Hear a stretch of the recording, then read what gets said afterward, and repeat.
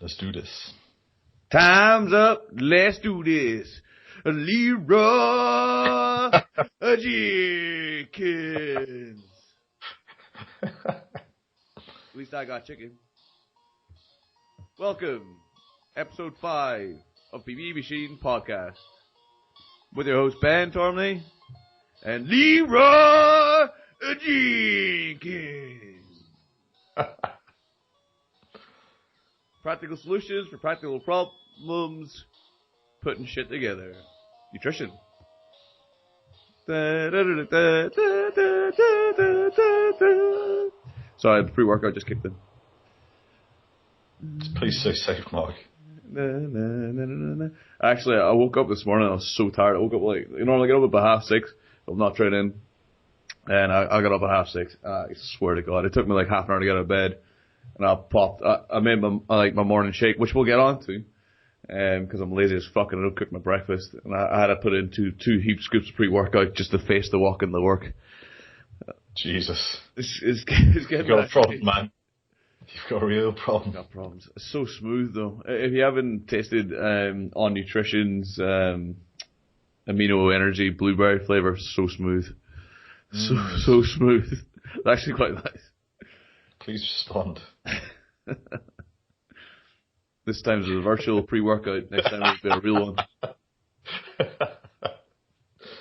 Oh, excellent. I just drink coffee, so Faggot. none of this powdered shit for me. Unless it's coffee, which I would never do. What about instant coffee? You don't drink instant coffee? Nah, fuck that. You too good for that? I'm far too good for that. You're one of these guys. I'm one of those guys. I hate those guys. Oh, the guys that look down at my Nescafe triple scoop. Actually, what I do with my coffee, this is weird. You're going to find out why it's weird. Use it for an editor. Well, yeah, I do actually, because the amount of shit. It's such a high caffeine diet. There you go, everyone. The importance of dietary fibre. You don't need fibre. You just need caffeine. Coconut oil, ultimate pre-workout before you squat. Hit that bottom range. Ooh, nah. Poor squats. Good night, sweet squats. There goes my SpongeBob SquarePants. Oh, fucking hell. Oh, I was actually talking to Fogo.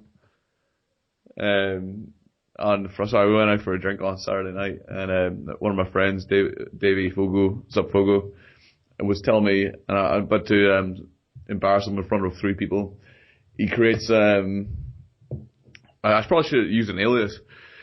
He wears what he calls a man pon, and before he squats, so he takes like toilet roll, like makes it in the wedge and puts it in between his bum cheeks. Okay. So if he ever sharts, there's a barrier. Okay, right. Okay. That just happened. I just told that story. That just happened. Okay, wow. Wow. This is the kind of company I'll take. I keep the kind that wears a man-pon and sharts. Man, that's pretty grim. Pretty grim. I thought that was funny. Was that just weird? It's kind of funny. It's like funny tinged with, kind of despair. Maybe it's just wear like adult nappies. Yeah, or just not reveal that kind of information to your friends, I guess.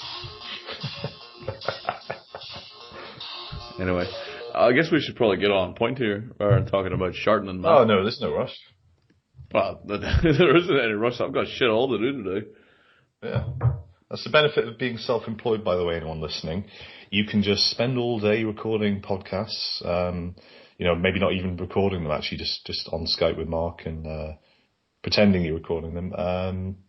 It's a life of luxury, really. It is. That and the horrible just destitution and not being able to pay for things. But apart from those 2 things, the life of luxury. Hey, I can pay for stuff just fine. Just fine. Just fine. Right. Hey, we probably should talk about a topic that might help people, I suppose, at some point. But So Topics that help people. Let's talk about like the practical issues with setting up a diet.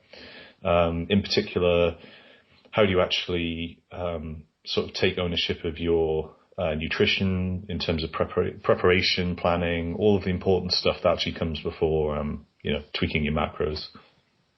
Yeah, let's do that. Yeah, so I mean, first of all, I mean, the most basic thing that you can do before you even start working out your macronutrient ratios is acquire some skills in cooking. Like, can you actually boil an egg? Can you cook a steak properly? Do you actually have the basic skills required to cook nice food? So you're not just relying on, chicken and rice and maybe some boiled, bland green vegetables on the side, like pretty much everyone on Instagram. Instagram. Speaking of which, I'm just scrolling down my Facebook feed here now, looking at photos of someone who will remain unnamed with their muscle food delivery. Oh, God. And then their muscle food, so much better than going to the supermarket. And their biltong, which they probably paid God knows how much money for, like £1,000 per kilo, so it tastes like ass.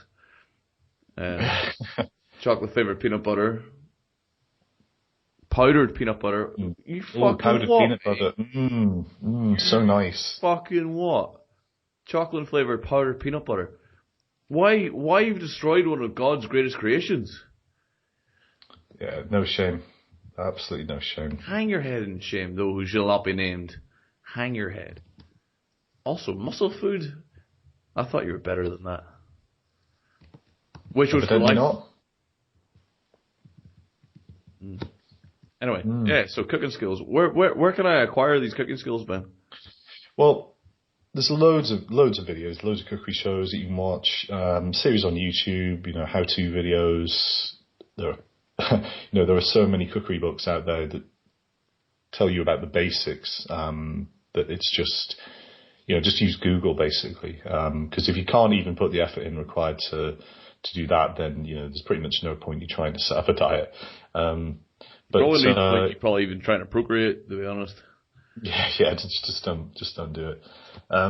So yeah, you can find loads of instructional stuff online, and really once you've got basic skills down, that the next step is really just understanding how to make food taste good. So you should have in your kitchen, you should have a variety of spices, seasonings. You should understand how they work together.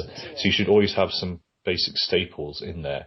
Like garlic, onions, stuff that you can throw in, like chilies.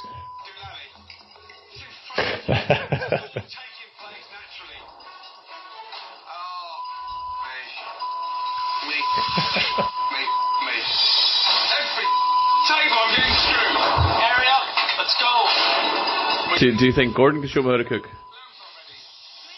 Yeah, I think so.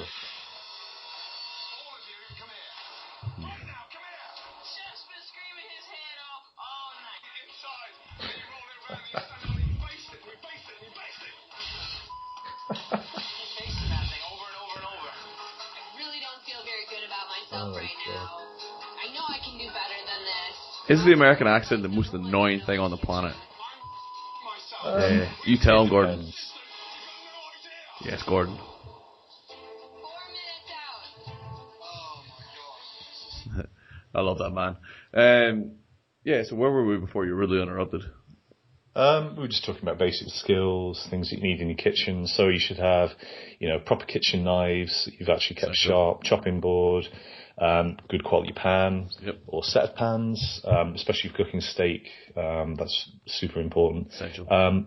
I think it's good to have, obviously, set of scales of some description. I prefer digital scales for weighing food, but if you're just starting out, you probably don't need that level of precision. So some form of measuring cups would be good, so you can do like cups of rice and oatmeal and so on.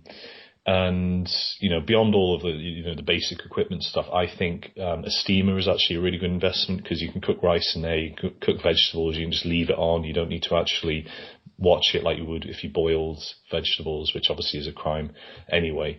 And they always come out perfect. So I use a steamer a lot. A slow cooker, I think, is a great investment, because you can batch cook recipes. You can just throw a bunch of ingredients in there. just leave it on overnight and you'll have a really delicious meal. So a slow cooker, for people who are pressed for time, is just a great investment, and they're not expensive at all. So really, apart from all of the equipment stuff, it's just about planning out what are you going to eat for the week. And then when you do your shop, just think about stuff that you can throw together for, either a recipe you planned out or stuff that you can easily make combinations with. So always have stuff in the house like, eggs and meat and basic. Well, actually, no, don't do that because, as we read in the Daily Mail, protein is bad for you. So I don't know what that leaves. But yeah, always have basics. Yeah, and stuff to cook with, like oil, butter, if you use cooking sprays, if you want that stuff, just always have, the essentials. Lots of Lurpak, yeah, exactly. Always have the essential food that you can just combine in pretty much any way you like. So potatoes, rice, staples like that, loads of oatmeal, butter, yeah. Did I say bacon? Bacon, butter, bacon, steak. Butter, steak, maple syrup, bacon. Yes. Yes, God, yes. Maybe some more butter. Yeah. So the point is, food that you enjoy, sort of staples, and things that you can just combine easily to make a variety of different meals. So rice is incredibly cheap, and you can make all sorts of dishes with that. Potatoes, really easy. Oatmeal as well, that can be versatile. You can have savoury or sweet meals. So just stuff like that you can always have in your cupboards as well. And so when you plan your weekly shop, just think about how many meals you're going to prep and how many you're going to do on the fly. I mean, it's easy for me because, I don't have to work a 9 to 5, so I can cook on demand if I want to, but even I don't do that because it gets really repetitive. But for most people, you're going to want to prep maybe 2 meals out of the day and perhaps do 1 or 2 on the fly. If you push for time with breakfast, you might just want to consider throwing some stuff in the blender, making a shake, in which case you can just put the dry ingredients together. So there's all sorts of things you can do to work around time constraints. I mean, I know in your case, Mark, you tend to have protein shakes during the day and then have a big meal at night, right? Yeah, and that's pretty much bang on. At the minute, I kind of went back to it. Way it kind of works out at the minute is I will have in the morning, I'll make a shake with 2 scoops of casein, probably about 200-300 grams of mixed berries, probably about 150-200 grams of yogurt, about 500 mils of water, and I'll have that. And sometimes I put pre-workout in it as well for the lulz.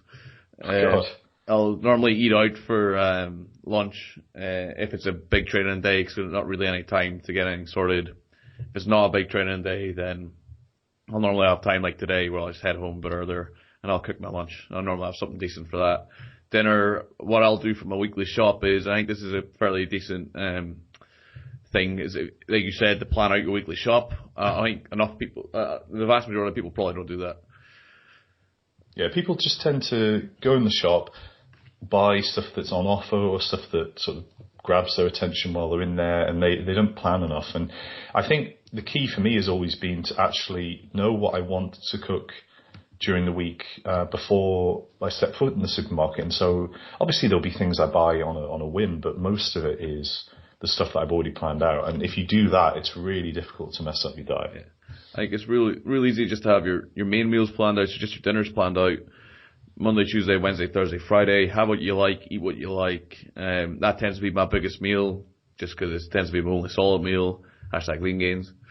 But mainly just for time constraints, because I'm all over the place all the time. So it's easy. It's just easy for me to have my shakes, or if I'm out and about, I'll just have a meal. Like we tend to go to Sainsbury's cafe at the minute, but there's like various places within Edinburgh I'll frequent. Moss Kitchen, #YOLO.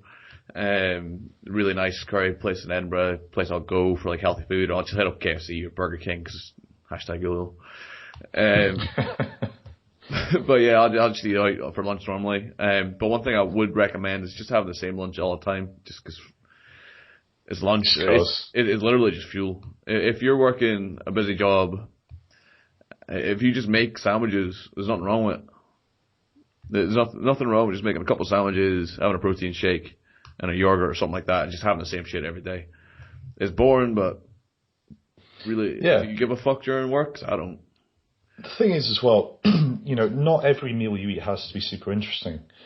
You don't have to make every food super creative, really tasty. Sometimes you do just have to, especially, I find when I'm dieting, eating boring meals is good because I don't want to become too food focused. Now, obviously for most people that's not really a concern, but you just got to think of routine and staying on track. So flavor is important, but if you press for time, like most people are in an office, just making something that's easy and easy for you to eat is obviously the main goal, and everything else is secondary. Also, a really good way of doing it is you can mass make a meal. So that's something I've advised people do in the past would make, and I know it's fairly commonly advised is to make a large dinner and take some of it for lunch. So you make like a big thing of chicken chow mein or a big thing of vegetable chili or a big thing of whatever you're making. Just make extra portion, chuck it in Tupperware, and then you've got an interesting lunch for the next day. Just whack it in the microwave and you're good to go. But also, like, you can mass make a lunch, so like I think things like chicken and noodles with a nice spice, like that's real easy to make. You don't really have to be much of a chef to dice up chicken, chuck in vegetables, chuck in some noodles, and chuck in some off the counter sauce. And that's a fairly healthy meal ready to go. You can split into portions for lunch.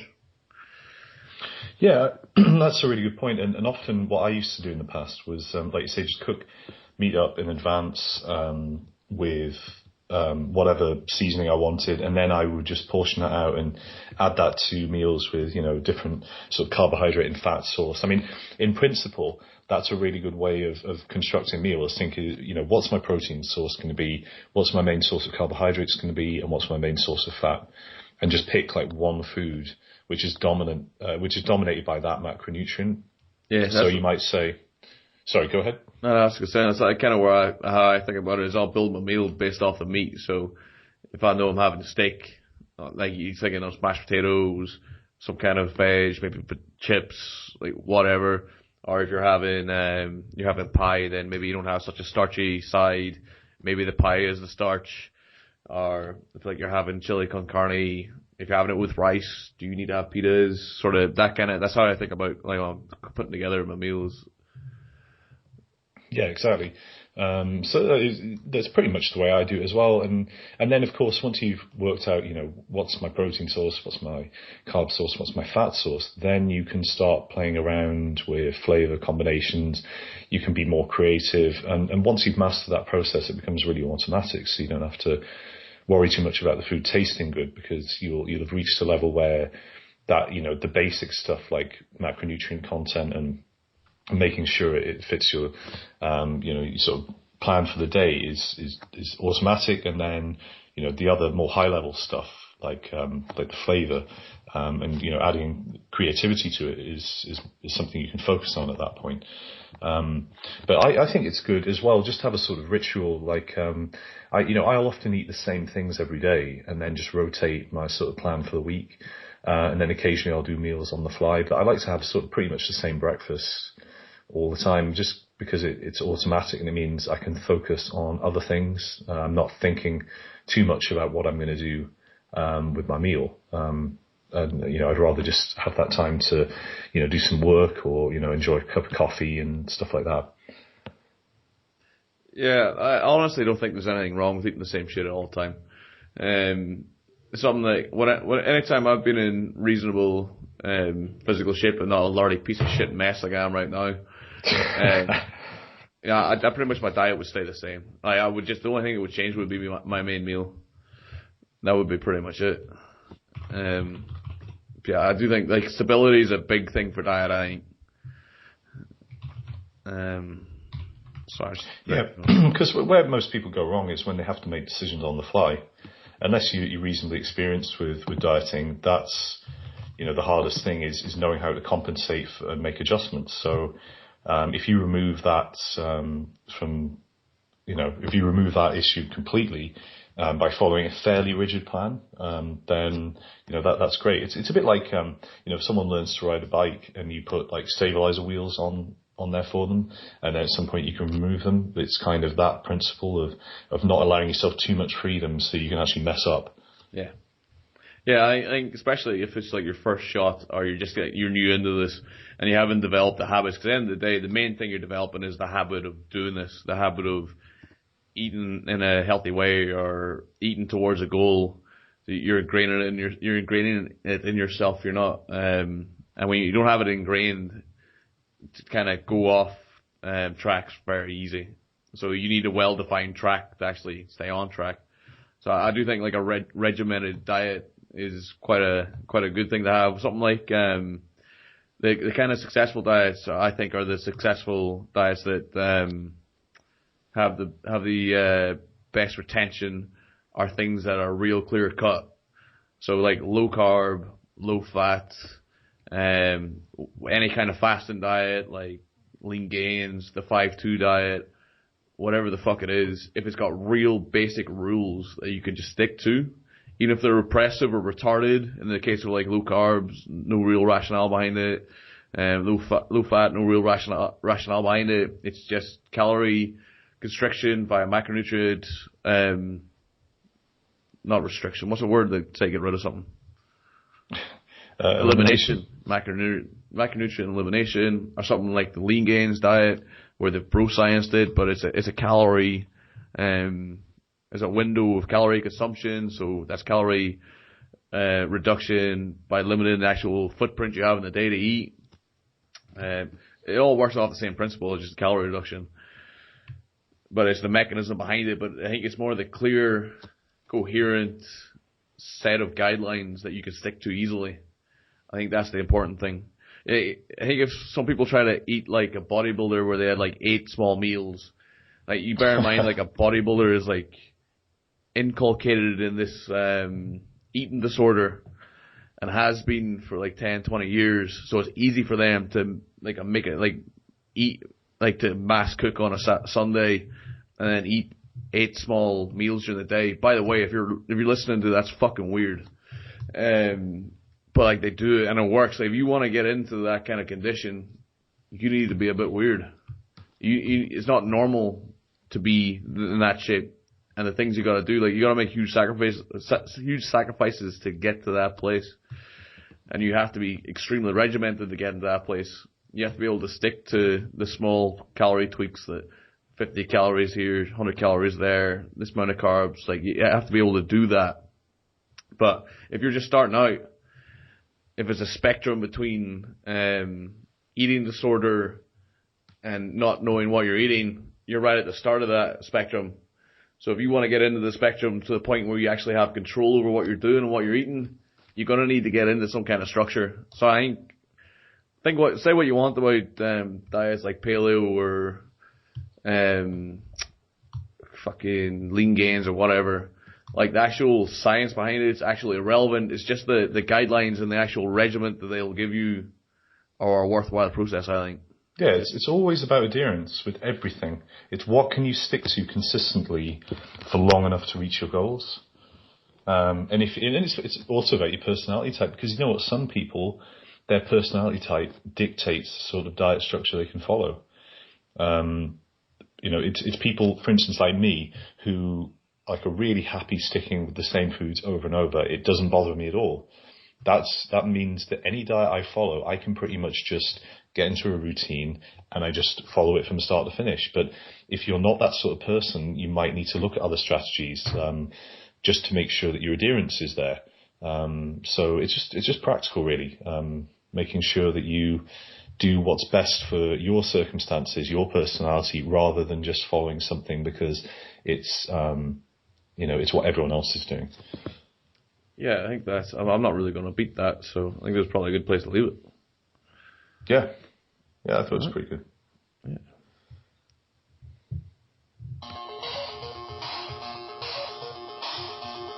Thanks for listening to the PB Podcast. I've been Mark. He's been Ben. Have you, Ben? Yeah, it's been Ben. Damn you, Mark. Happy Friday. Enjoy your weekend. Try not to get too fucked up. Because I certainly will be. If you don't drink, more power to you. If you don't drink, what are you doing with your life? What are you doing with your life? Beer. As a fitness professional, obviously, I don't endorse that statement at all. It's banter. It's banter, really. And there are only 3 people listening to this, so it doesn't matter. It's just banter. We definitely don't drink. Thanks for listening, and we'll catch you on Monday. Bye. Recording end in 61:37.